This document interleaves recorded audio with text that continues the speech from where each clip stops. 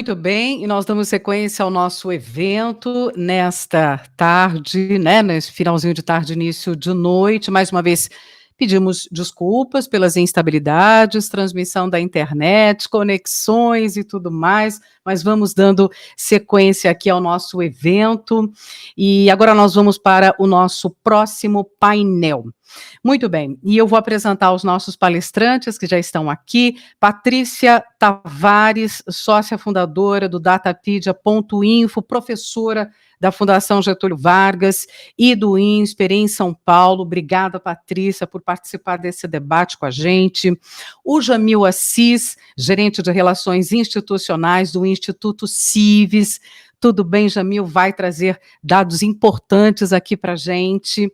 E o Márcio Vasconcelos, que é fundador e presidente do Instituto Tecnologia e Equidade e especialista em pensamento sistêmico. Muito obrigada pela participação e vamos lembrando, né?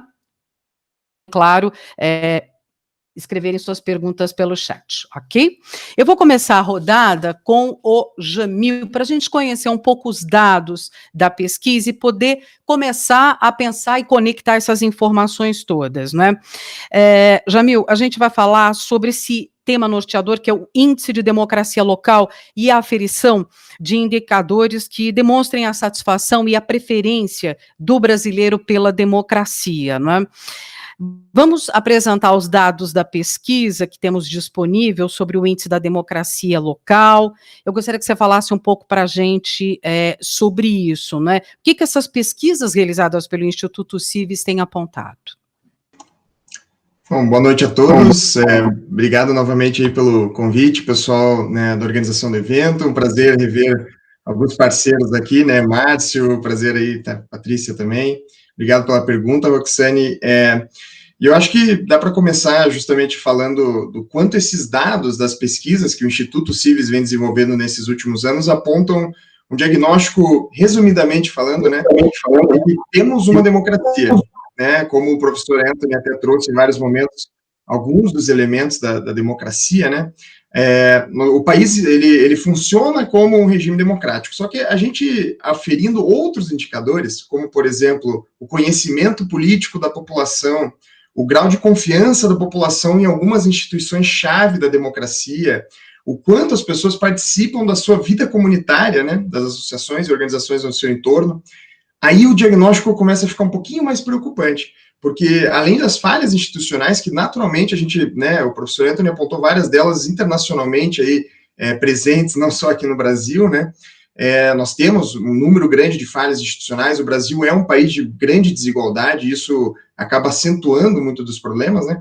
mas a gente agregando a isso esse diagnóstico de que as pessoas conhecem muito pouco sobre governo, né, por exemplo, esse índice de democracia local de São Paulo, né, a gente entrevistou uma representação estatisticamente válida, né, dos paulistanos, e mais de 60% deles, dos entrevistados, não conheciam as funções de nenhuma das instituições da política local, ou seja, da prefeitura, da Câmara Municipal, né, do Judiciário, que é estadual, mas atua na esfera municipal também, e também não conheciam nenhum dos mecanismos de influência popular, ou seja, a lei de acesso à informação, a possibilidade de uma iniciativa popular, de uma lei de iniciativa vindo da população, então um desconhecimento político muito amplo, né, isso é bastante preocupante mesmo, porque a gente depende, em certa medida, para atuar bem na política e para influenciar positivamente a nossa democracia, que, né, acredito que é um dos objetivos de todos nós aqui, de conhecer os caminhos, né, de saber os jeitos de influenciar positivamente. E agrego a esse dado um outro que é bastante preocupante, que é nível nacional, né, é o grau de confiança entre as pessoas. Essa tecla é uma que a gente bate bastante aqui no Instituto Cives, né, e tem uma pesquisa chamada World Value Survey, né, que é uma pesquisa internacional feita em vários países há muitos anos, e na última onda, que foi feita entre 2017 e 2020, as pessoas eram perguntadas, entre várias outras coisas, né, se elas confiam nos outros na maior parte do tempo. E o Brasil teve um grau de respondentes que disseram sim, eu confio nos outros na maior parte do tempo, de 6%, 6,6%. Agora, compare isso com um país que está passando por uma dificuldade muito grande, uma polarização bastante pesada, que é os Estados Unidos, né? Lá, o grau de confiança interpessoal generalizada, esse número que eu falei aqui, 37%. né? É o quadrado do nosso, é 6 vezes o que a gente tem aqui. E sem dizer, né, nos países ditos mais democráticos, né, como por exemplo os nórdicos, né, o exemplo que a gente usa da Suécia, em que a confiança entre as pessoas lá é de 60%. Então, a gente vê que é muito difícil, então, agregando esses dois exemplos, né, de vários dados que a gente pode trazer aqui para fomentar a discussão, é muito difícil a gente, como cidadão, né, que a grande maioria das pessoas que podem influenciar os rumos da nossa nação são as pessoas comuns, é muito difícil a gente influenciar positivamente, sem saber como, sem entender como funcionam as coisas, né, o jogo democrático, porque a gente periga daí de não respeitar as regras do jogo, né, ou de não participar por não conhecer mesmo. E também se eu não confiar naquelas pessoas que estão no meu entorno, de que elas vão me respeitar, de que elas vão participar comigo de um jeito construtivo do debate político. Então, isso tudo é o que a gente diz, que nós temos um déficit na cultura democrática do Brasil, do brasileiro, na verdade, né? E é esse um pouco o que as nossas pesquisas apontam, né? E o que os nossos projetos estão tentando trazer saídas aí, caminhos para a gente entender como que a gente, ao mesmo tempo, preserva as instituições, promove melhores e mais eficazes instituições políticas, né? Mas, ao mesmo tempo, e com muito mais energia e atenção, a gente não cultiva os valores democráticos, né? As competências necessárias nas pessoas para participarem melhor da democracia. A gente ter um resultado mais positivo do nosso envolvimento enquanto cidadão na política, assim como a gente também espera, né, dos nossos políticos e das nossas instituições, né? Agora, Jamil, esse distanciamento, ele tem a ver com a satisfação do brasileiro com a democracia? É a decepção com o regime, é a decepção com a política, com os políticos? Isso se mistura, quer dizer, a figura com a instituição? Como é que isso aparece na pesquisa, nos indicadores? Aparece, bem como você falou, assim, uma combinação de fatores. Acaba que dificilmente a gente vai encontrar uma causa só por detrás, apesar de ter algumas que influenciam muito mais do que as outras, né? A gente tem uma descrença muito grande com a democracia se a gente aperta um pouco as pessoas. Claro que às vezes a palavra, né, ela suscita diferentes significados, mas quando a gente pergunta, né, o exemplo que a gente traz do Índice de Democracia Local de São Paulo também, né, se a democracia é o melhor regime, né, o melhor jeito de fazerem as coisas, assim, um grande número de pessoas, até razoável, assim, de respondentes, diz que sim, né, 37,5% diz que, sem exceção, a democracia é o melhor jeito de fazer as coisas. Só que a mais da metade dessas pessoas, que já não é a maioria, aceitaria relativizar a democracia se fosse necessário.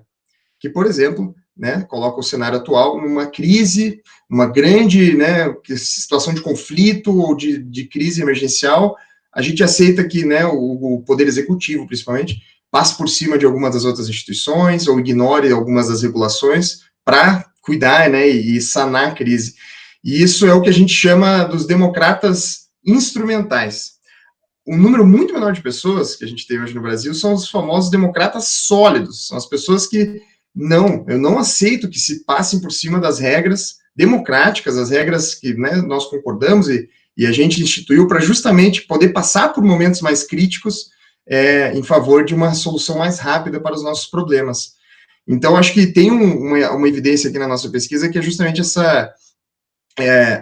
formalmente, né, e socialmente é bom falar que eu respeito e gosto da democracia, mas agora, em situações de crise, situações em que, né, a gente está passando por mais dificuldades, às vezes acaba, a grande maioria dos brasileiros hoje acaba aceitando a relativização da democracia. E uma outra coisa que você trouxe, que também é um elemento apontado por essa World Value Survey, né, dessa pesquisa internacional, é um elemento o brasileiro, isso é apontado em várias outras pesquisas também, do personalismo, né, do quanto que a gente, às vezes, acaba identificando mais com as pessoas do que com as instituições, com os cargos, né, isso às vezes é um traço, talvez, se eu arrisco dizer aqui, um pouco mais latino, né, da gente ser mais caloroso, mais, né, no jogo, no corpo a corpo, assim, com as pessoas, mas isso tem uma consequência, se mal, né, fomentado ou mal instruído, que a gente aceitar a corrupção muito mais facilmente, né? A gente tem mais tolerância a comportamentos que não são necessariamente adequados para um bom funcionamento das coisas, né? A justificação da corrupção no Brasil, ela é muito mais alta, né? O brasileiro acha que é mais justificável comportamentos de corrupção, às vezes, como burlar o pagamento do transporte público, né? Pular a catraca, digamos, ou sonegar o imposto, né? O brasileiro, em média, ele tende a achar isso mais justificável do que em países, como, por exemplo, a Alemanha, né, que, enfim, também tem uma série de elementos históricos por detrás, mas que também acabam sendo menos tolerantes a essas transgressões, digamos assim, no bom funcionamento das coisas. Não são nem transgressões, digamos, que a gente pode, daí, deve, numa democracia, debater de um jeito saudável, né? Puxa, eu prefiro me comportar de tal maneira ou de outra maneira. Não, são transgressões contra a lei, então, o funcionamento bom das instituições, né? A gente tende a tolerar isso muito mais do que alguns outros lugares do mundo, né? O que é um pouco do que a nossa pesquisa aponta. E eu complemento aqui, só para também fechar essa fala sobre valores, né? O brasileiro, ele, publicamente, ele fala que é tolerante. A gente tem um número alto de pessoas respondentes na pesquisa que dizem que sim, tolerância é um valor importante para ser ensinado para as nossas crianças. Agora, se a gente pergunta em situações mais concretas, né, como, por exemplo, você dialoga frequentemente com pessoas de opinião divergente da sua, 24% só dos brasileiros admitem que sim, eu consigo conversar com quem discorda de mim com frequência. E aí a gente vê que, às vezes, né, a gente tem essa, né, a frente, né, a exposição muito clara, socialmente aceitável, de que sim, eu defendo a democracia, eu quero participar de debates, mas quando a gente é apertado, a gente acaba, talvez, fugindo, ou, né, preferindo se fechar e ficar na segurança do que participar de um debate, que às vezes vai ser duro, vai ser difícil, mas, com certeza, é um basilar para o bom funcionamento da nossa democracia, né?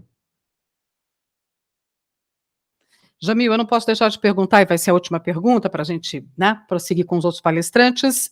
A partir do que vocês levantaram na pesquisa, dá para prever qual vai ser o grau de participação e de envolvimento da população brasileira nesse momento?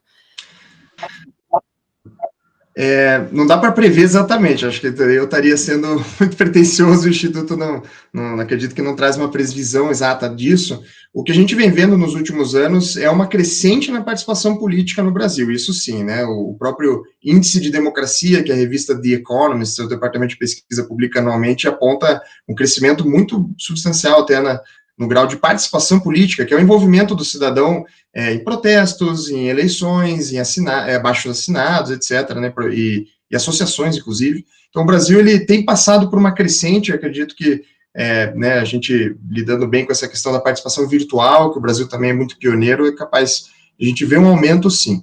Agora, tem uma coisa que talvez possa ajudar a gente a pensar em como que a gente fomenta uma melhor e maior participação do brasileiro nesse momento na política, que a gente acha que é profundamente necessário a gente se responsabilizar como cidadão, retomar um pedaço da fala do professor Anthony agora de pouco, que é a importância da solidariedade com aquelas pessoas que a gente não concorda, né? Às vezes a gente sabe de um vizinho, de um familiar que votou em um candidato que às vezes eu discordo profundamente e que talvez seja, né, em cargos assumidos ou partidos que tomaram talvez decisões e posições um pouco autoritárias, né? Não taxar aquela pessoa que votou, né, aquela pessoa que eu, às vezes, conheço muito bem que está do meu lado, de autoritário, ou de uma pessoa fechada ao debate. A gente tem que retomar o sentimento inicial, justamente, de confiança, né, de solidariedade. Aquela pessoa, se eu conheço ela minimamente bem, ela está querendo alguma coisa boa. Não necessariamente ela está querendo, não posso partir do princípio que ela está querendo fechar o debate. É claro que se você descobre isso, né, se você conversando com a pessoa percebe, e ela traz esse fechamento, né, essa impossibilidade de a gente conversar e chegar em coisas comuns, puxa, daí tudo bem, né, a gente aí tenta encontrar outros caminhos. Mas a premissa mais importante para a gente agora fomentar mais e melhor participação, acreditamos muito, né, é a gente retomar esse sentimento de solidariedade, de quanto que, a princípio, as outras pessoas talvez elas queiram também o bem, né, elas queiram também o avanço do nosso país para um bom caminho, né. Acho que esse é o que a gente aponta, assim, sem querer prever muito o futuro, né? Jamil, muito obrigada. Daqui a pouquinho a gente volta a conversar, nós vamos ter uma interação também. Vou passar para a Patrícia. Patrícia, vamos falar um pouquinho sobre os dados que vocês também levantaram. Partindo dessas informações, como é que você vê o papel do acesso à informação, essa é uma questão importante, para fomentar a participação política e o controle social? Nossa, ela é uma excelente pergunta, Roxane, muito obrigada. Eu queria primeiro agradecer o convite do Instituto Votorantim para estar presente num evento que eu acho que é tão relevante neste momento do país. Até eu queria pegar esse gancho do Jamil, né, para falar, olha, cidadania é um assunto para o país, não um assunto para uma eleição, né, e cidadania é um exercício, e ele é um exercício de empatia. E quando você fala dessa solidariedade, é difícil ser empático se eu desconheço onde dói o seu sapato. Então, esse é o gancho que vai me trazer para a sua pergunta, né? Como é que o acesso a mais informações ou dados poderia ajudar? Eu vou separar minha resposta em dois aspectos, que foi também aprendizado com a jornada com a Datapedia. Nós temos uma das melhores leis de acesso a dados. Se formos olhar, o país tem uma beleza em termos de marco legal que permite que cidadãos comuns possam pedir os dados para as organizações que os produzem. O maior problema nosso, Roxana, no meu entender, não é o acesso, mas a interface amigável para o leigo, para o cidadão comum. Então, o trabalho de disponibilizar o acesso meio que está coberto, apesar do Jamil ter falado, as pessoas não sabem que elas podem, mas isso é uma questão de uma divulgação melhor, mas se eu tiver esse conhecimento, também eu fico a pé. Então, o trabalho da Datapedia foi muito de ajudar a consolidar os dados de uma forma que fosse não só amigável, mas inteligível, de maneira quase que intuitiva, para o não especialista. Então, assim, se eu quero que o cidadão possa, em algum momento, votar ou decidir com base em informações melhores, ele também tem que passar por um processo de ser apresentado a esses dados de uma forma que seja inclusiva. Então, se você for olhar na plataforma, você vai ver, a gente preferiu traduzir o mais possível os dados em georreferenciamento. Você vê um mapa com cores. Então, se eu entrar na minha cidade e procurar quem é que não tem saneamento, e eu vejo as ruas da minha cidade, meu bairro, o bairro vizinho, e aonde as cores me indicam que tem gente em situação muito pior do que eu, talvez eu comece a estimular esse exercício de empatia. Né? É difícil eu me doer com a dor do outro quando eu nem sei que isso acontece. Então, eu posso continuar achando que é um absurdo ter buraco na minha rua, mas eu consigo talvez entender por que um prefeito resolveu trabalhar com saneamento básico num bairro de periferia. Ou não. Então, a questão para responder essa sua pergunta, a gente vai dividir, então, em duas coisas. Primeiro, eu acho que precisamos fazer eu não sei se é um chamamento, viu, Jamil? Acho que vai ser uma boa conversa depois, se é um tipo de convocatória, se é um tipo de movimento que estimule, principalmente as organizações que produzem dados, que elas tenham esse cuidado da interface para o leigo. Né? Porque o pesquisador, o cara que sabe, ele quer só a planilha para baixar e fazer, né, triturar número. Mas para o eleitor comum, para minha mãe, como é que ela vai entender o que está sendo traduzido ali do DataSUS, ou do CINIS, e de todas essas bases que a gente tem um monte? Então, dados não faltam, falta essa organização. E eu acho que para chegarmos nesse movimento onde, em algum momento, não só o cidadão comum vai participar da decisão, ou participar mais ativamente, mas principalmente monitorar, a gente precisa fazer um outro tipo de divulgação. Eventos como esse eu acho incríveis, porque eles ajudam a gente a relembrar duas coisas. Cidadania tem direitos e deveres. Né? Então, se eu tenho um direito civil de liberdade de expressão, de liberdade individual, a minha obrigação deveria ser defender esse direito para todo mundo. Então, se eu começar... Vamos traduzir. Eu não estou fazendo uma definição de ciência política, eu peço licença para os cientistas políticos, mas assim, se eu tenho o direito de me expressar e tenho o direito de liberdade individual, de pintar o cabelo de verde, eu tenho que defender esse direito das pessoas com as quais eu também não concordo, porque isso vai afetar em algum momento. Esse entendimento, né, de que as duas coisas vêm juntos. Da mesma forma que o direito político, estou traduzindo de novo de maneira simplificada, né, se o direito político de participar de decisões políticas, de concorrer a um cargo, esse é um direito que eu tenho, a minha obrigação é monitorar quem foi eleito, monitorar a maneira como as decisões estão sendo tomadas. E se for convocado a participar das decisões, me apresentar para ela. Tanto quanto me parece, se eu for fechar, então, a trilogia dos direitos, né, os direitos sociais, de bem-estar, de políticas de base para melhoria da qualidade de vida, eu tenho a obrigação de contribuir. Percebe? Então, enquanto não ficar claro que eu preciso contribuir para o coletivo, eu preciso monitorar a participação e eu preciso defender as liberdades dos outros, vai ser difícil eu achar que o acesso a dados que vai mudar o processo. Tá? Então, eu vejo como uma jornada de aprendizado cidadã, um resgate desses valores que são importantes e que, talvez pela nossa própria trajetória, ficou muito vinculado a um projeto nacional durante o governo militar, né? Lembra de organização social e política, da importância da atuação. Fica difícil a gente querer... Como é que eu preparo de novo o cidadão para entender como ele atua, sem resvalar numa memória que ainda dói, né? E ainda mais se a gente não tem espaços abertos de diálogo. Então, de novo, quero parabenizar. Isso aqui pode ser um espaço de diálogo. Ainda que a gente tenha posições diferentes, estar disponível para ouvir o outro é parte desse exercício. Então, quando você falou, né, Jamil, descobri que tem um vizinho lá que votou num cara que eu falei, eu não acredito, eu conheço você é até um cara legal, vai de coração aberto, né? E esse movimento de coragem, ele reflete um entendimento, Roxane, para mim, que é a democracia, se é de fato um valor meu, ela é de todos para ser preservado. Eu sou guardião dela. Eu preciso ser guardião dessa democracia. E isso acontece dentro da minha casa, é na família, é na escola. Eu sou professora universitária. Imagina se você fecha a possibilidade do divergente, né, do contrário, você não treina as pessoas para trabalhar nem com conflito, nem com diálogo. A minha formação é em gestão pública. Se a gente não consegue fazer ponte, você não serve para liderar, porque você não entende o outro, e você não serve para fazer gestão que seja inclusiva, né? Então, a sua pergunta era assim, eu meio que expandi ela para vários lugares, desculpa aí.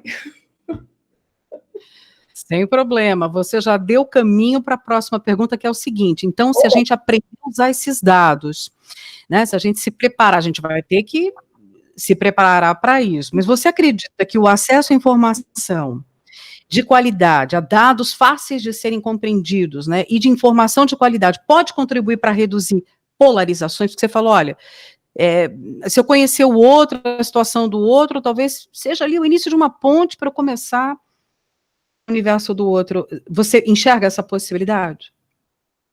Olha, eu vou responder com um bom depende. Sabe por quê? Faz parte do campo democrático nós temos ideias e projetos de país que são não necessariamente o mesmo.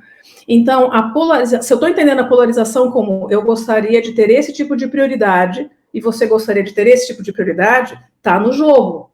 A gente tem que vir para o debate democrático e a gente vai fazer esforço para garantir maiores votos para o meu projeto. Eu acho que, se a gente for por essa linha, eu posso ter informações de qualidade, informações confiáveis em ambos os polos. O que me preocupa é a radicalização, é a bestialização do debate, quando eu me fecho em nome de Jesus, numa posição, e eu chamo o outro do representante do capeta. Posso usar isso? Porque assim, aí eu não quero ouvir. Aí, que é o que o Anthony trouxe, né? Aí vira eu contra ele. É a América do Trump contra quem não quer essa América grande. Então, ela bestializa o debate porque ela mata um princípio basilar da atuação democrática, que é o diálogo, né, que é a construção de saídas possíveis, que é a acomodação de interesses diferentes. Isso faz parte. Nem todo mundo vai ter a mesma visão de país, ou de mundo, ou de priorizações. Mas, então, assim, tá, então, dessa vez você ganhou, a gente te acompanha, eu vou te monitorar, porque eu continuo com aquela minha pauta de outros temas que não foram priorizados agora, que eu quero fazer voltar na próxima eleição. Daí a alternância de poder fazer parte do jogo. O que eu não posso é queimar o circo. Né? Eu tenho que respeitar o processo para garantir que a gente continue tendo a interação e a construção de um país, a construção de um futuro coletivo que seja inclusivo, que respeite, né, as várias diferenças. Acho que esse é o grande desafio, gente. A radicalização ela se torna uma grande ameaça para a nossa democracia, porque ela vai reduzir a capacidade das pessoas quererem vir para o diálogo. E vou deixar até para o Márcio, porque eu sei que ele vai falar assim, ó, se eu adicionar nisso fake news, desinformação e um processo que aumente a radicalização, olha, nós estamos andando sobre gelo fino. Eu acho que precisamos agir. Essa é a convocação.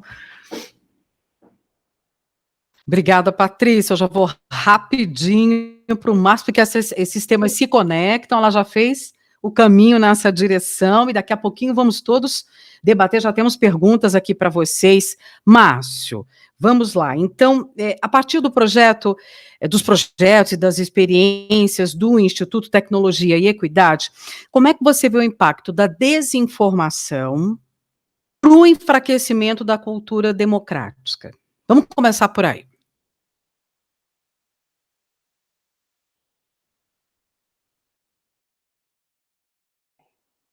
Tanto tempo no mudo que eu esqueci de tirá-lo. Vamos lá, obrigado. Primeiramente, queria agradecer o convite do Instituto Votorantim. É um prazer, é uma honra. É um prazer rever o Jamil, mesmo morando na mesma cidade, a pandemia nos separou. É um prazer mesmo. Obrigado a todos e a todas. Patrícia, obrigado também pelo comentário. De fato, a desinformação é um problema muito grave e tem um impacto muito grande, né? O Instituto tem pesquisado muito sobre esse assunto, escrito papers, a gente vai ter o lançamento de um documentário, já vou fazer aqui uma propaganda chamada Verdade da Mentira, daqui a um mês, em todas as plataformas de streaming, documentário feito nas eleições de 2018, e realmente é uma temática muito relevante, né?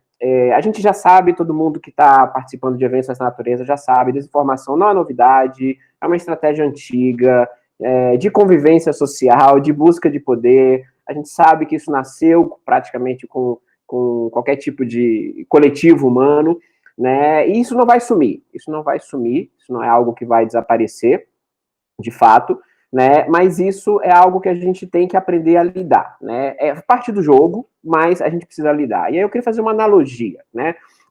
Por exemplo, se a gente olhar a desinformação como se fosse um veneno que a gente acaba tomando, né, no nosso corpo, né? Como se a gente fosse, o nosso corpo, a democracia, a desinformação é como se fosse um veneno. Esse veneno, em doses pequenas, a gente acaba conseguindo administrar, né? Isso daí é fato, né? A gente tomando pequenas quantidades de venenos, a gente é capaz de lidar como organismo, ou seja, existe um sistema imunológico na democracia, freios e contrapesos, formas da democracia se manter, né, com um nível de saúde, né, ainda que sejamos obrigados a conviver com desinformação. O problema é que existe limite. Existe um limiar, né, para o veneno que um corpo aguenta, assim como existe nas nossas pesquisas um limiar para a quantidade de desinformação que a nossa democracia aguenta. Infelizmente, a gente está vivendo, na nossa visão, um limiar, realmente, de limites. A gente está começando a viver um ambiente tão tóxico que, infelizmente, a gente pode começar a debilitar a nossa democracia, deixá-la doente, e ela pode começar a morrer aos poucos, né? A gente não pode ter uma democracia sem voto informado, majoritariamente, sem eleitores capazes, né, de se informarem depois para fiscalizarem seus eleitos, né? E a gente está realmente vivendo um momento de infodemia da desinformação, para usar um pouco de termos novos, né? E aí o que a gente pode fazer por isso, né? Já indo para o concreto, né, dando alguns exemplos que a gente tem promovido no Instituto, né? A gente precisa preservar a legitimidade e a credibilidade das instituições que podem garantir algum nível de racionalidade e respeito aos valores democráticos, né? O Jamil falou muito bem nessa pesquisa que a credibilidade de algumas instituições é muito baixa, mas a gente tem que lutar pela preservação dessa credibilidade, né? Por mais que a gente discorde de opiniões ou decisões das instituições, as instituições democráticas do Poder Executivo, Legislativo e Judiciário já precisam ter a sua legitimidade e credibilidade preservada. Isso é um dever fazer. A imprensa tem que ser apoiada, né, para que a gente possa ter livre circulação de informações e fiscalização do poder. Se nós jogarmos a imprensa na lata do lixo, nós temos um grande problema, né, para lidar com a nossa saúde democrática. E a ciência também a gente tem que preservar. Por quê? Porque nós precisamos de referenciais. democracia, ela passa por referencial em todos os assuntos. Né? Em todos os assuntos, saúde, educação, meio ambiente, etc. Ou seja, o eleitor, ele vota, a sua cultura democrática, ela é exercida em função de conhecimentos que ele precisa ter. Se nós não podemos acreditar na ciência, bem, o que eu vou me referenciar? Então, a gente também tem que preservar a ciência, né? Então, isso é um lado. Temos que lutar para preservar isso. E o outro, temos que educar massivamente cidadãos para viver claramente numa sociedade que admite a desinformação como risco à democracia. A desinformação precisa ser encarada como um risco.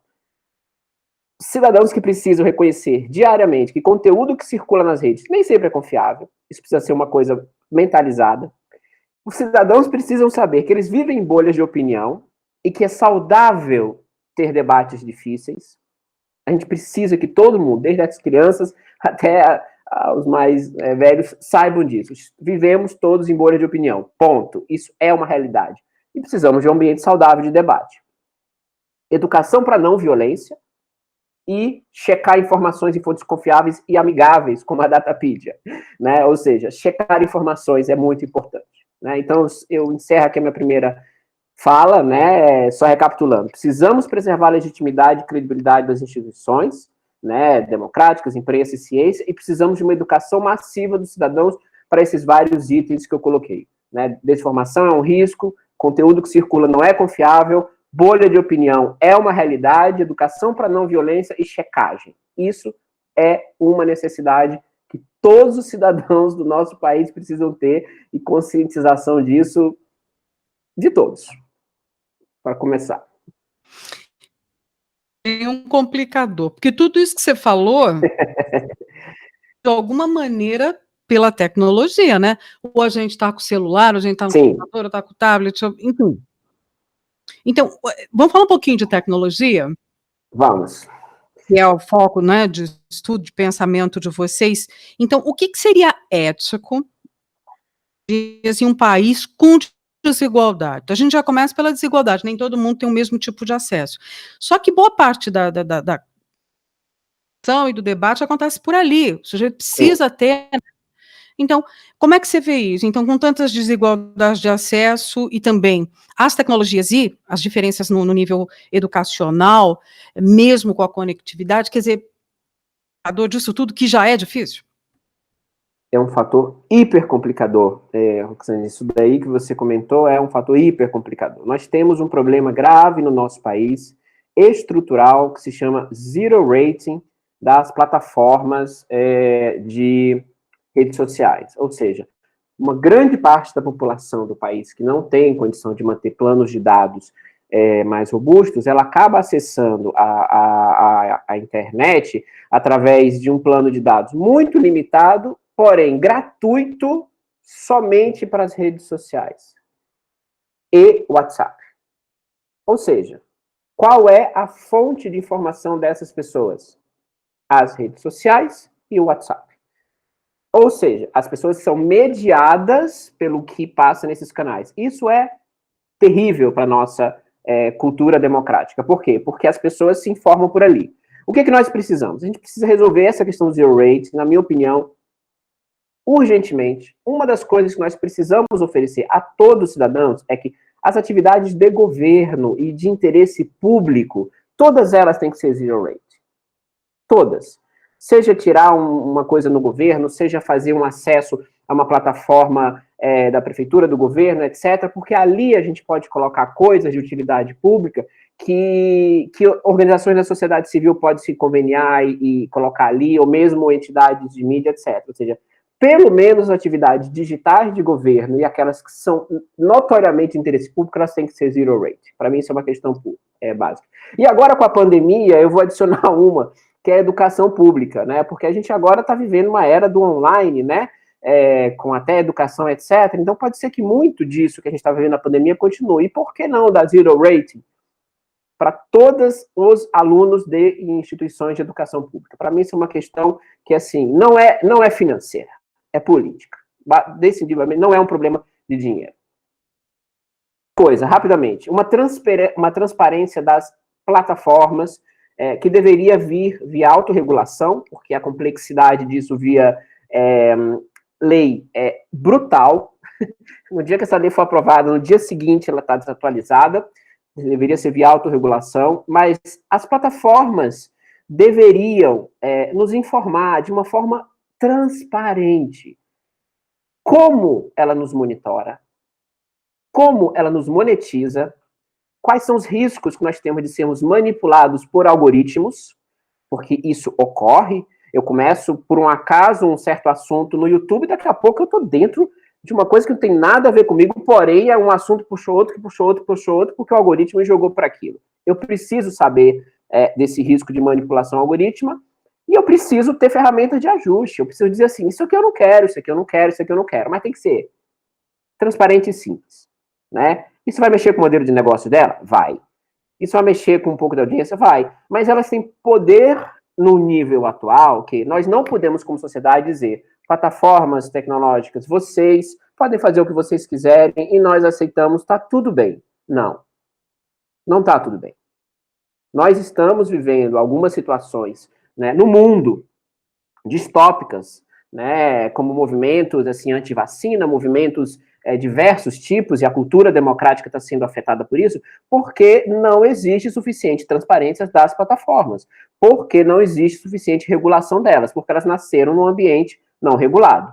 Já que nasceram num ambiente não regulado, porque eram ultra inovadoras, vamos agora pedir que elas se autorregulem da forma que nós precisamos. Ou então vamos partir para a lei, que é uma coisa ultra complicada quando você está falando de tecnologia. Mas vamos lá. E a última coisa nós temos que acabar com a indústria da desinformação. Não sei se vocês perceberam a palavra que eu usei.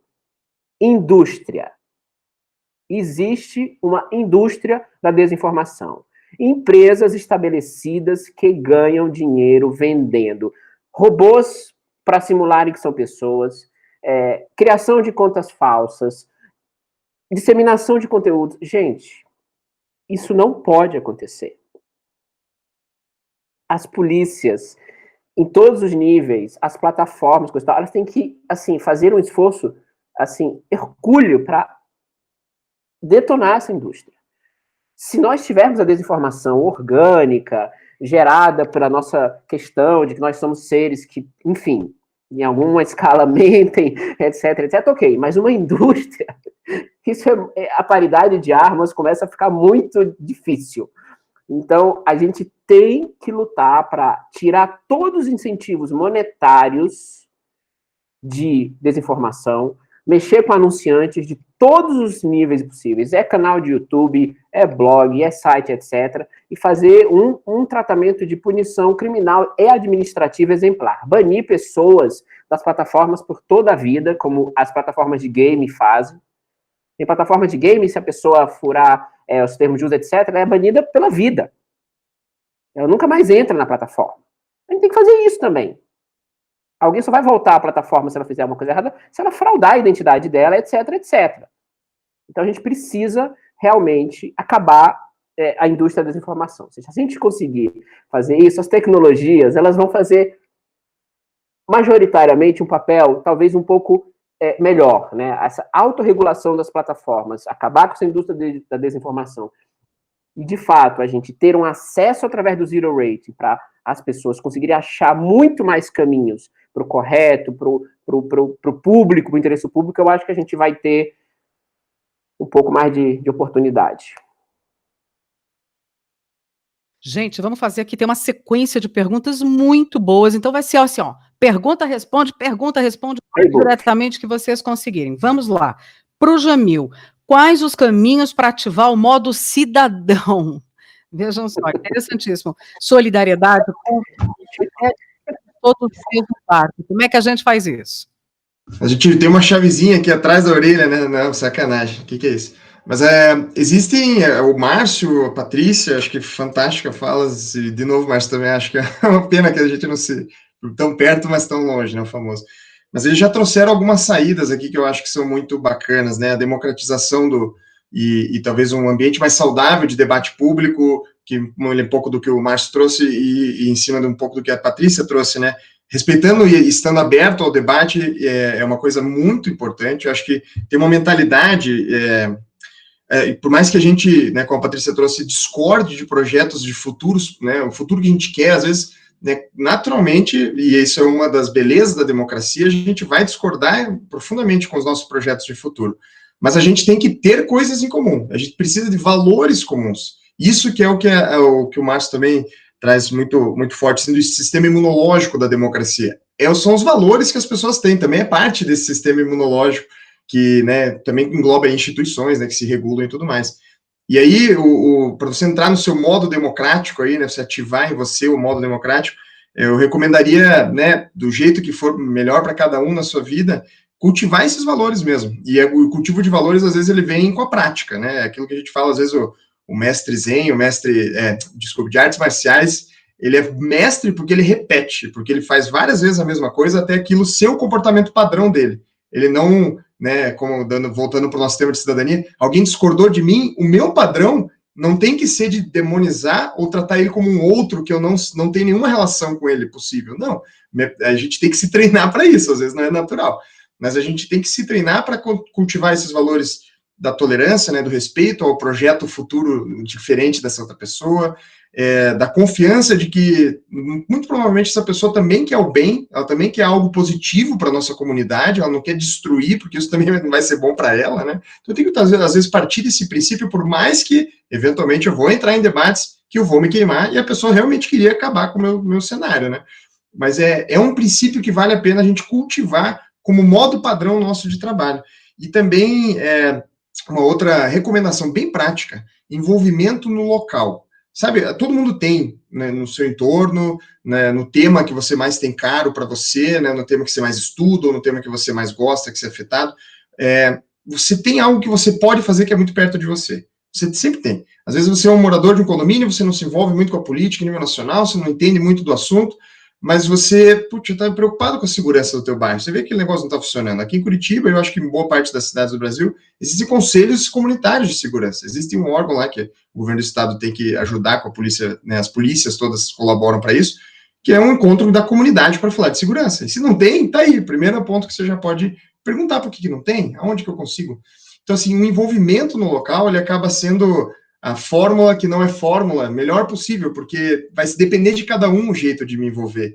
Isso que é o mais rico, né, o mais bonito de tudo, porque daí vai ser, né, ligando no 56 para resolver um problema, né, do meu bairro, da minha rua, vai ser junto com os meus vizinhos condôminos, vai ser na escola do meu filho, que às vezes não é nem escola pública, mas é uma escola que às vezes exige que eu participe lá para melhorar a qualidade ou para, né, garantir que o meu filho, ou a educação deles e a segurança deles e por aí vai, né, então a minha recomendação é essa, a prática desses valores, a prática vem com esse olhar de plano inclinado, né? Eu não posso parar, eu não posso achar, tenho agora o meu valor democrático consolidado. Não. Você tem que continuar praticando, porque senão você vai cair para trás. E o cultivo, e talvez um primeiro passo muito possível e bacana, que envolve no local, envolve no hiperlocal, naquilo que está do teu lado, sua família, né? Toma responsabilidade por algo um pouquinho além, assim, né? Que, claro, eu entendo, e só fazendo uma última ressalva, desculpa me alongar aqui, o Brasil é um país de profunda desigualdade que a gente está com pessoas passando por, né, com a pandemia, acentuando isso, por situações muito complicadas, de fome, de não ter acesso a produtos essenciais, né, serviços essenciais, e a gente entende isso muito, só que eu acho que isso mais não deve paralisar a gente, pelo contrário, isso deve ativar na gente um dever cívico muito maior, como a Patrícia trouxe, né, os direitos estão lá, a gente tem que lutar por eles e preservar eles, só que para isso a gente precisa exercer os deveres, a gente precisa se envolver com o local, a gente precisa cuidar do bairro e do vizinho que está passando dificuldade, e às vezes essa dificuldade, só para fechar a fala com um exemplo bem bobo, a dificuldade é que ele não tem companhia, às vezes a pessoa não tem com quem falar, e isso já é uma atitude de solidariedade, já é entrar no modo cidadão, por mais bobo e, né, fofinho que possa parecer, não é, você está praticando cidadania, isso não dá para enfatizar o suficiente, a gente, às vezes, joga para o lado, isso é bobagem, isso é pequeno, isso aí não adianta para grande escala. Adianta sim, porque na tua vida e daquela pessoa já estão diferentes, né? Então, essa não sei se ajuda aí, não é uma chave secreta, né? Mas tá aí um jeito da gente entrar no modo cidadão. Maravilha, Jamil. Tem perguntas aqui para todos responderem. Antes disso, eu não quero perder a chance de perguntar para a Patrícia o seguinte, porque ela falou de informação de qualidade, a informação, né, que pode ser clara, transparente, que as pessoas possam entender, fazer uso disso. Aí vem a liderança e desqualifica a informação. Como fica? Ou o ministro está certo? Eu quero ouvir tua opinião sobre isso antes da gente entrar. A gente vai falar do valor da democracia e vai falar das informações e das fake news. Joguei uma bomba, um abacaxi para você. Passando então, por isso. Pois é. Nossa, então. É que nem família quando pai e mãe brigam. As crianças não sabem quem segue.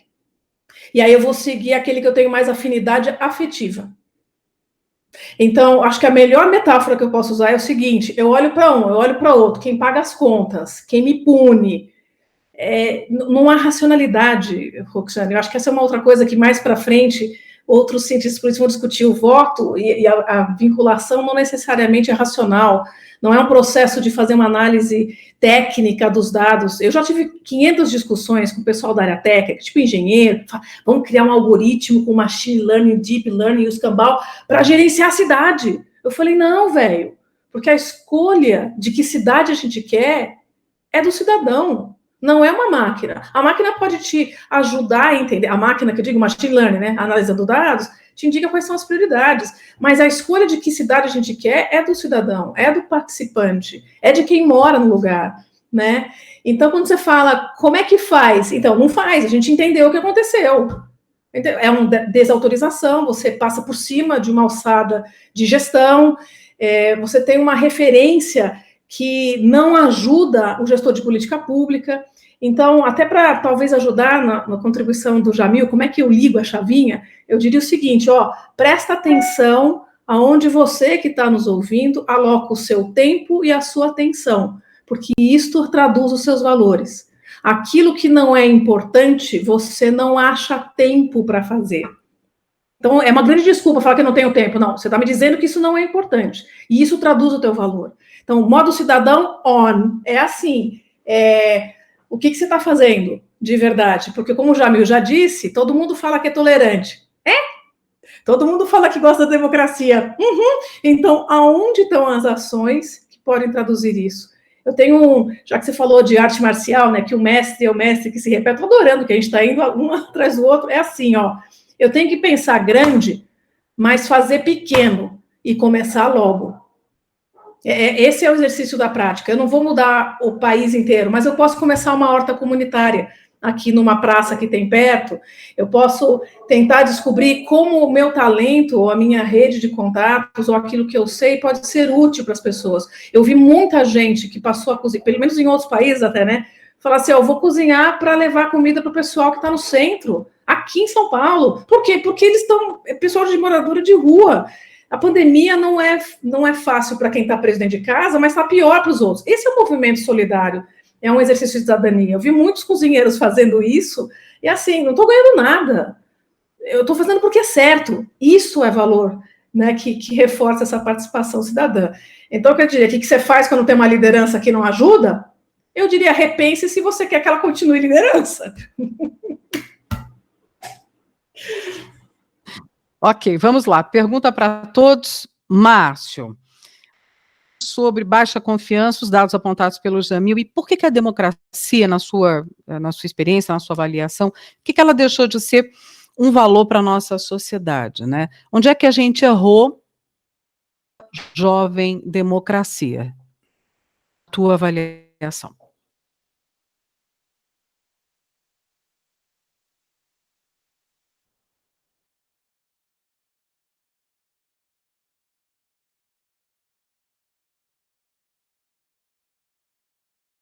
Desculpa, pessoal. Agora sim. Essa pergunta acho que daria para passar uns 2 dias nela, né? Mas eu vou dizer uma questão, eu acho, que ajuda a explicar, obviamente não é a única.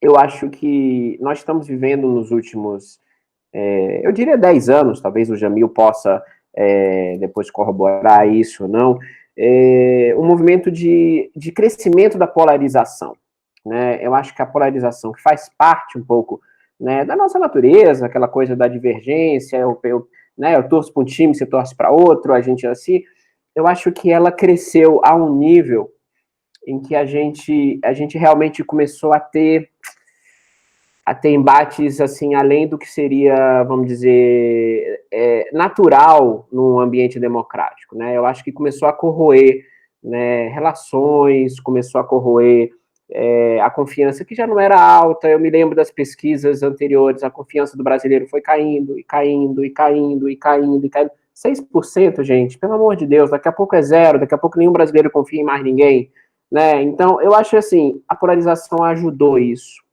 lamentavelmente, porque a gente se agarrou a posições, fez delas uma questão assim, de vida ou morte, de identidade, e disse, eu não posso tolerar, né, quem pensa diferente. E é uma questão que não faz sentido do ponto de vista democrático. O diferente não só tem que ser tolerado, como a gente tem que ter um diálogo com ele, que foi o que nós já falamos aqui. Então, eu diria que uma grande parte disso é a polarização que cresceu demais. Posso fazer só um comentário, Márcio? Pode. O que eu vi isso de um cientista político é que, nesses tempos, as pessoas sentem-se bem dentro das suas bolhas de ódio. E isso acaba... Então, assim, se eu já não tenho conforto, eu já não tenho exercício democrático, é um ciclo muito vicioso, né? Um ciclo vicioso. Isso é um auto-reforço. Nos nossos mapas sistêmicos, Patrícia, a gente faz isso como um ciclo que se reforça. Quanto mais intolerante eu fico, mais eu entro na minha bolha, mais intolerante eu fico. Então, isso se reforça. E aí a confiança cai. E eu complemento um pouco um elemento do que a própria Patrícia trouxe, que é importante a gente tomar consciência do limite que a gente tem de racionalidade, né? A gente tem que se informar o máximo possível, a gente tem que, né, usar a informação, né, técnica que está disponível, mas a gente tem que também saber que somos humanos e o cérebro é uma máquina de justificar escolhas, depois de tomar as escolhas. E tem um exemplo muito bobo assim também, mas é super ilustrativo, que tem um conjunto de casas, foi uma vizinhança planejada na Holanda, que na metade do projeto eles mudaram o jeito que a energia entrava nas casas. Então o relógio de consumo de energia, ele antes ficava no porão, e aí depois ficou do lado da porta de entrada. Então todo mundo via o relógio nessa segunda metade das casas, né? O que aconteceu? O consumo de energia das casas que tinham o relógio na frente da porta de entrada diminuiu drasticamente. E sem nenhuma decisão tomada racionalmente, assim, né? Por quê? Porque estava visível ali, as pessoas se afetavam por aquela informação que está disponível, tá ali, na casa dela, inclusive, só que no porão. Então, a gente ter consciência disso, assim como o Márcio falou do conforto que é de estar perto do sol da quem eu concordo, esse tipo de coisa é mais importante. O primeiro passo é ter a consciência, né? E aí a gente pratica. Mas o Jamil já está dando para a gente um outro gancho, aí Roxane, desculpa, mas assim, que é provavelmente para painéis futuros, que é o que me parece ser uma saída, que a tecnologia vai nos ajudar, que é usar nudge, que é usar os pequenos estímulos para ajudar a requalificar esse caminho neuronal que já está viciado. Então, da mesma forma que a transparência do relógio de luz me faz tomar consciência de que eu estou gastando demais, algum outro tipo de transparência e de estímulos para essas práticas democráticas pode fazer parte de um grande projeto, mas assim, tem que ser coordenado, tem que ser superpartidário, tem que ser todo mundo junto. Não é de um IBGE, não é de uma empresa, é um movimento pelo país, sabe? Aí vamos dando empurrãozinho em todo mundo até a gente sair do marasmo. 200.000% de acordo, Patrícia. Para mim isso é super importante e assim, não é racional, é meio racional, meio emocional, e a gente precisa aprender a mudar comportamentos emocionais. Ponto. E assim, falar às pessoas uma linguagem que elas entendam e começar a quebrar essas barreiras, né? Porque assim, estamos vivendo momentos difíceis e precisamos começar a pensar nas estratégias para sair deles, né? Porque é isso que todos nós estamos aqui. E essa dos nudges são super relevantes. Gente, nós vamos até 7h20, eu quero aproveitar ainda, eu tenho 2 perguntas aqui que eu quero fazer de qualquer jeito, perdoe-me. As mídias sociais, a gente tem que falar disso, né, isso tinha que estar sendo discutido hoje de qualquer jeito, eu não posso deixar de fazer essa pergunta, que chegou para a gente, as mídias sociais, elas devem ser responsabilizadas, porque elas eram redes sociais que viraram mídias sociais, né? Bom, elas devem ser responsabilizadas por viabilizar a propagação de fake news e desinformação. Então, é possível implementar regulamentações efetivas observando a não burocratização e o diálogo aberto, quer dizer, fazer isso e que, né, por que canal fazer isso? Eu posso... Quem quer começar? Você quer, Patrícia? Não, é que você conhece aquela coisa de que para se curar de veneno de cobra você tem que usar o próprio veneno? Exatamente. Então, e aí, de novo, eu não sei de que jeito, mas eu acho que pode ser um outro movimento também, assim, eu diria, assista o documentário, né, Social Dilemma, porque isso pode dar uma explicação do ponto de vista de funcionamento de bastidor. Mas eu entendo que as pessoas têm essa preferência ou um certo apreço por estar dentro de um lugar onde eu me sinto parte, tipo comunidade. E a gente já teve essa conversa várias vezes, eu e o Marcão, lá da Datapedia, pensando assim, será que a saída para uma participação melhor fosse colocar, não o que eu posto e o meu gato, mas a gente olhando a cidade, uma comunidade. Existia isso no Orkut, vocês lembram?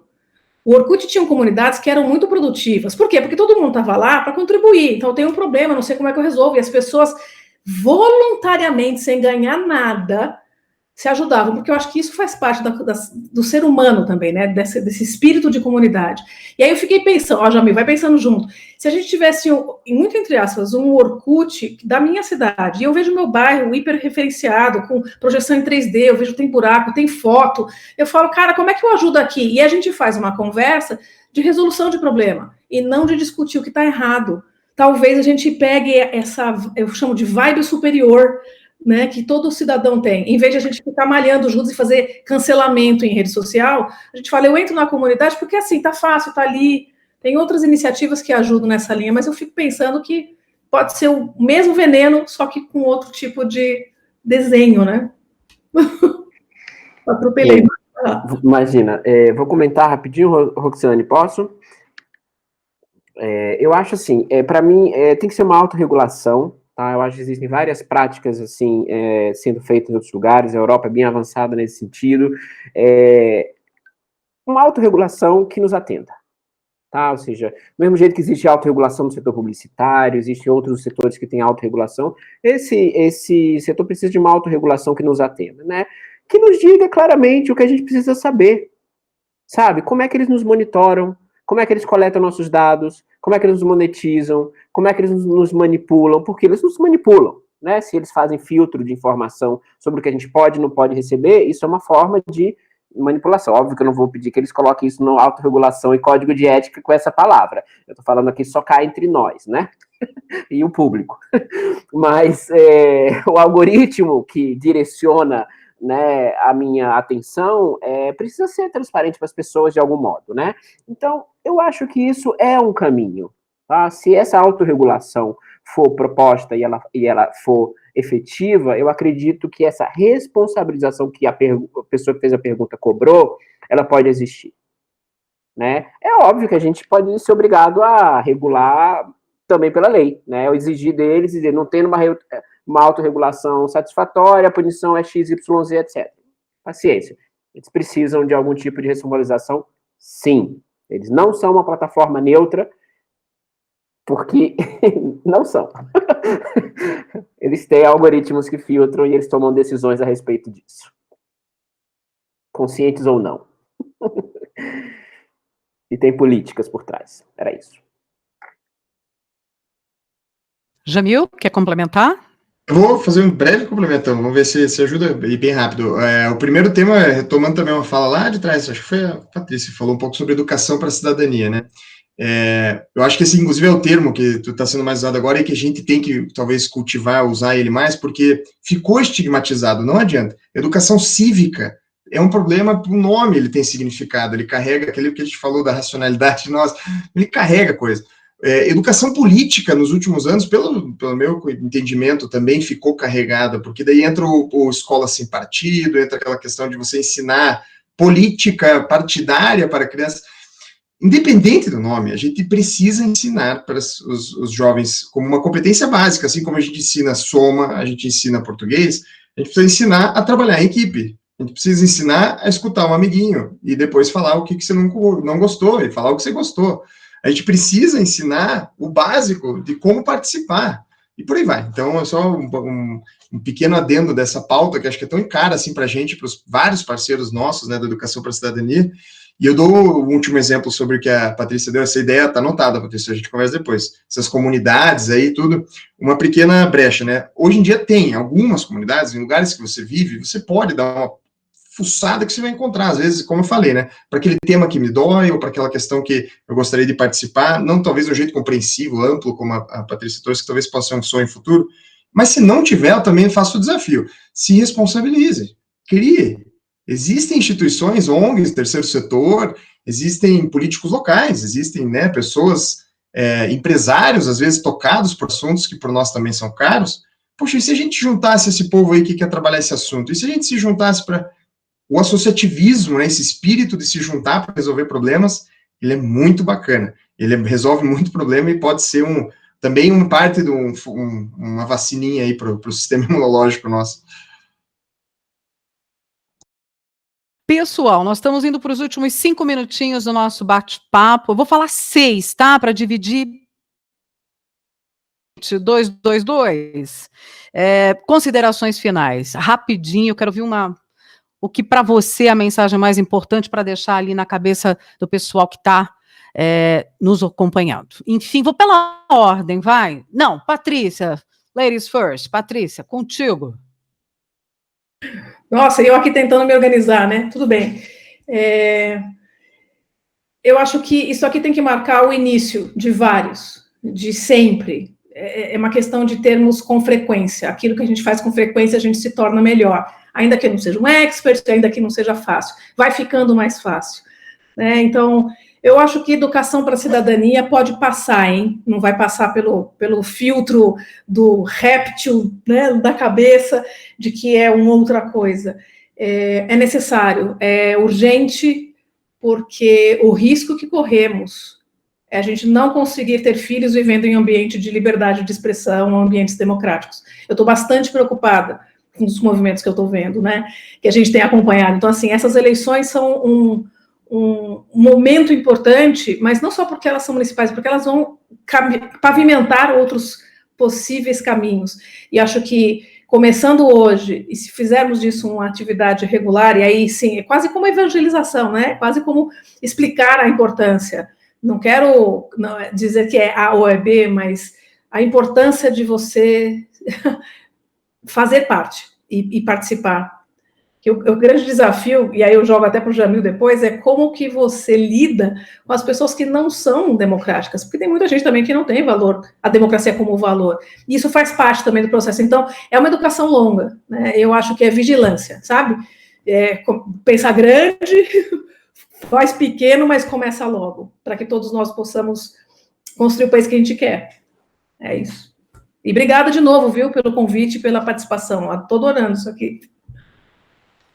Jamil, é contigo, e a gente vai fechar com o Márcio. Beleza. Bom, eu vou tentar também ser bem breve, mas eu acho que a mensagem central de tudo, muito na linha de tudo que a gente falou aqui, sem querer repetir bastante, né, é a gente cultivar essa cultura democrática, esses valores democráticos necessários para a gente avançar, né, e o desafio que eu trago é bem individual mesmo, é para cada um das pessoas que estão estudando aqui, dos meus amigos que estão ali no chat, eu sei que tem gente fazendo comentário, tudo. Puxa, será que eu estou sendo, né, a pessoa que o pessoal está falando ali, que é o cara mais democrático? Será que eu estou sendo um elemento positivo para a minha comunidade? E isso não quer dizer assim, não, agora eu vou ter que ser o cara mais participativo da reunião do condomínio. Não é para todo mundo, a reunião do condomínio não é para todo mundo. Desculpa, o gato está querendo participar.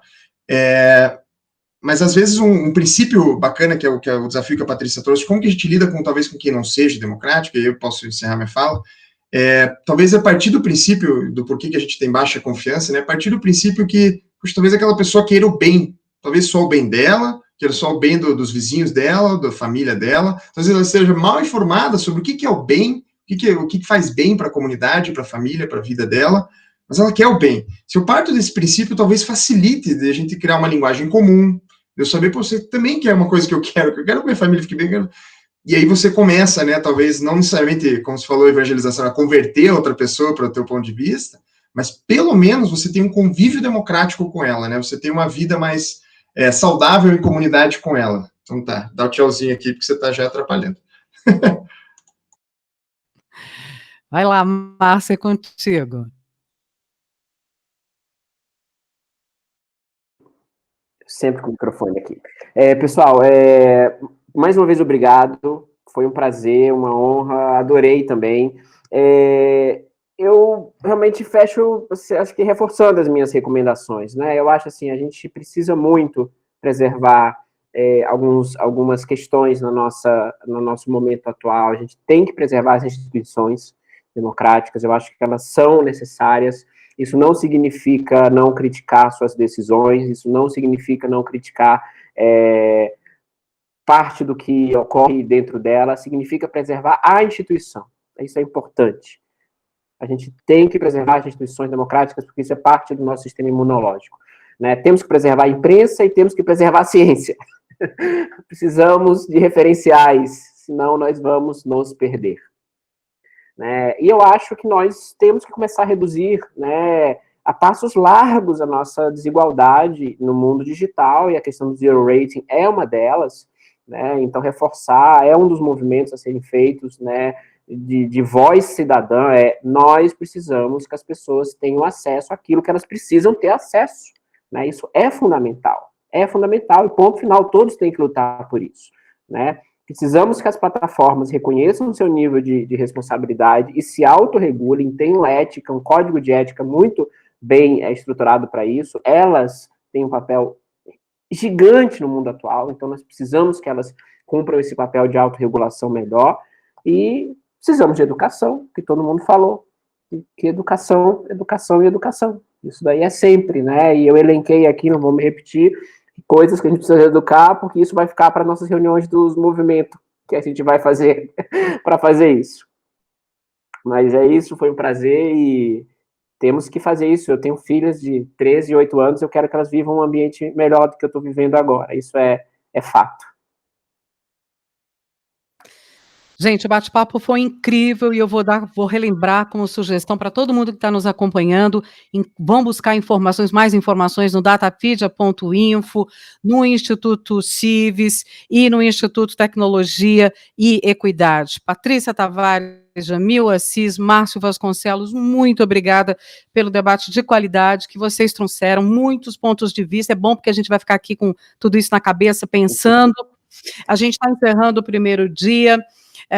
Já fazendo convite para amanhã, a partir das 17 horas, segundo dia de cidadania em cena, e a gente vai discutir um pouquinho o que é educação política, que é mais um passo, né? Humberto Dantas, Diego Calegari e Alexandro do Nascimento são os convidados. Fiquem todos bem, uma boa noite a todos. Mais uma vez eu peço desculpas pelas instabilidades, tá, gente, da internet no início do evento, a gente vai evitar disso acontecer amanhã. Muito obrigada a todos e até amanhã. Espero todos vocês. Até lá.